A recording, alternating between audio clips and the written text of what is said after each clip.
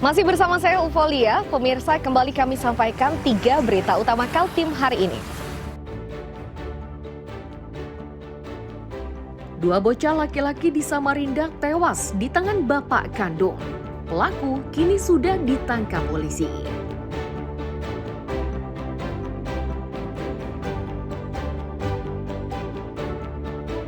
Seorang admin grup penyuka sesama jenis ditangkap polisi di Balikpapan.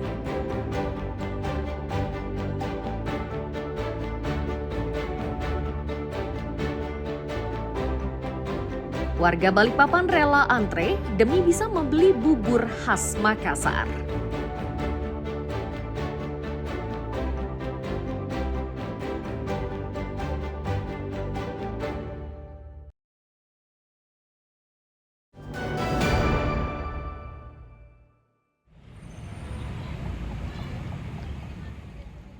Antrean membeli bubur khas Makassar ini terjadi di Karangrejo, Balikpapan Tengah pada Sabtu malam. Untuk bisa membawa pulang bubur yang diinginkan, para pembeli harus rela antre. Itu karena jumlah pembelinya cukup banyak. Di antara pembeli mengaku sangat menyukai bubur bernama bubur basang ini karena rasanya sangat enak. Mereka tetap menyukainya, meski sudah beberapa kali membeli dan menikmati rasanya. Rasa sukanya semakin bertambah karena bubur ini pun memiliki beberapa rasa, mulai dari rasa keju, rasa manis, dan rasa gurih. 30 juta ya? Lelang itu dilelang. Kali, di Manggar 2 kali. Baru tahu atau gimana? Enggak sih, udah sering ke Manggar. Oh sering ya? Oh sering memang nongkrong di Manggar ini ya, yang jualannya ya? Ada emang di Manggar. Gimana bubur basang ini enak ya? Enak. Ini untuk apa Bu? Untuk kesehatan atau gimana? Hah? Senang aja? Nggak tahu ya, seneng aja sih, enak. Enak ya? Manis atau gimana? Manis yang keju. Manis yang keju? Enak sih yang keju, aku suka yang keju. Sementara itu, penjual bubur mengaku telah menjual bubur basang ini sudah lebih dari setahun. Untuk lokasi penjualannya tidaklah menetap. Titik lokasi penjualan mulai dari kawasan Manggar, Kampung Baru, dan beberapa titik lainnya.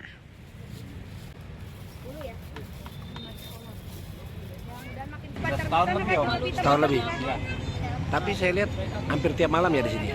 Enggak juga. Kita keliling Om. Oh keliling? Iya. Di mana aja Bang jualannya? Di BP, di Lapangan Merdeka, di Kilo 7. Kalau hari-hari di Manggar. Ini apa sih sebenarnya Bang? Bubur jagung. Bubur jagung? Ya. Bubur jagung basang. Kalau bilang orang Makassar. Buat sendiri Bang ya? Iya.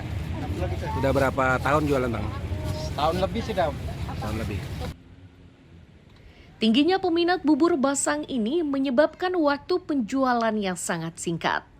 Rata-rata mereka membuka usahanya selama 2 jam dan seluruh bubur habis terjual.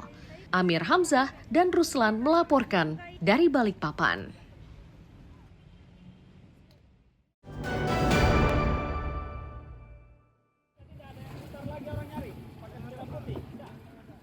Pekerjaan seperti nelayan, petani, peternak, dan lain sebagainya ini masuk ke dalam daftar pekerja rentan. Mereka yang masuk kelompok ini memiliki risiko tinggi, namun tidak mendapat jaminan sosial. Kondisi inilah yang kini disorot pemerintah kabupaten, termasuk Pemkab Berau. Salah satu upaya yang dilakukan yakni pemberian jaminan perlindungan sosial ketenaga kerjaan. Meski memiliki keinginan besar untuk membantu pekerja lepas, namun Pemkab terkendala oleh anggaran untuk membayar seluruh iuran jaminan sosial. Untuk mengatasinya, yakni menjalin kerjasama dengan pelaku usaha. Pekerja rentan itu artinya kan tadi pekerja yang tidak bekerja di sektor formal, nelayan, misalnya nelayan, pedagang, kemudian bahkan ya dai, itu kita berikan perlindungan jaminan sosial ketenagakerjaan. Pembayarannya itu hanya 16.800 per bulan, tapi kemudian misalnya meninggal karena kecelakaan kerja dan sebagainya, itu mendapatkan klaim sebesar 42 juta rupiah. Dan alhamdulillah memang untuk skema pembiayaan untuk pekerja rentan itu kita dapat alokasi dari pemerintah provinsi, dari APBD Kabupaten Berau, kemudian kita mengalokasikan lewat BBH sawit. Dan ternyata itu tidak cukup gitu, ternyata tidak cukup. Jadi kita minta bantu oleh perusahaan.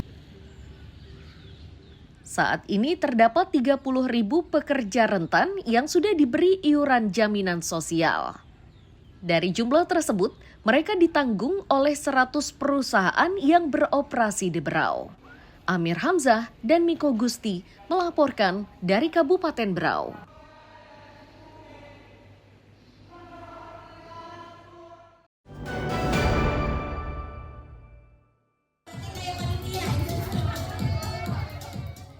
Sejumlah anak berkebutuhan khusus atau ABK Sabtu siang merayakan Hari Anak Nasional 2025. Dalam kondisi keterbatasannya, anak-anak tersebut mampu tampil dengan rasa percaya diri. Melihat semangat dari anak-anak tersebut, tim penggerak PKK ikut bangga. Mereka pun berjanji akan mengupayakan agar anak-anak berkebutuhan khusus ini bisa memiliki gedung layanan secara mandiri. Itu karena balai layanan yang dimiliki saat ini kerap diterpa banjir, sehingga layanannya tidak bisa berjalan dengan maksimal.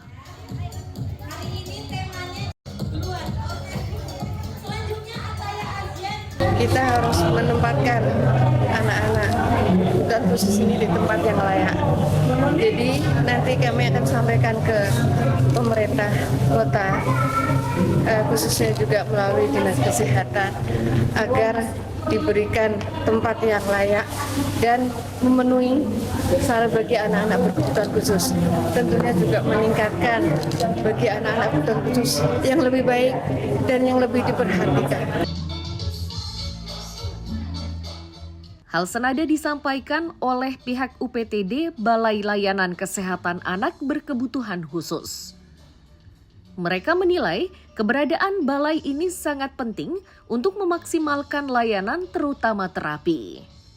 Selain itu, sebagai wadah melihat anak-anak agar percaya diri dan memiliki keberanian. Sini adalah merupakan tempat terapi buat anak-anak yang berkebutuhan khusus di Kota Balikpapan. Dan memang kita alhamdulillah sebenarnya kita pemerintah Balikpapan sangat perhatian dengan anak-anak kita, dan ini merupakan tempat pertama di Indonesia setingkat level puskesmas gitu. Jadi alhamdulillah sehingga kita bisa membantu anak-anak dalam untuk menstimulasi, memberikan intervensi ya buat anak-anak berkebutuhan khusus di Kota Balikpapan. Oke, kalau untuk total anak-anak sendiri ada berapa? Ya, kurang lebih di tempat kami ada 150 anak yang ikut terapi. Mendapat kabar akan upaya dari tim penggerak PKK, para orang tua anak berkebutuhan khusus senang. Mereka menilai keberadaan Balai Layanan Terapi Kesehatan sangat penting. Itu mereka buktikan dari proses terapi yang dijalani setahun terakhir. Meski menempati gedung sederhana, namun anaknya sudah terlihat lebih mandiri dan percaya diri.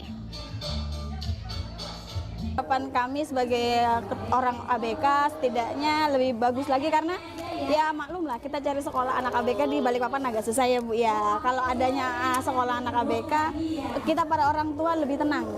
Berarti ibaratnya ada tenaga-tenaga profesional sekali yang ibaratnya yang bisa menangani kita, soalnya mengajar anak ABK itu tidak gampang. Untuk materi menurut Ibu? Kalau kita sih lebih bisa mandiri anak aja sih aslinya. Sementara itu, panggung hiburan anak berkebutuhan khusus ini berlangsung semarak sejak awal hingga akhir. Mereka mengakhiri kegiatan tersebut dengan yel-yel untuk orang tua. Tujuannya adalah menguatkan mental para orang tua yang memiliki anak spesial. Amir Hamzah dan Riani Mantini melaporkan dari Balikpapan.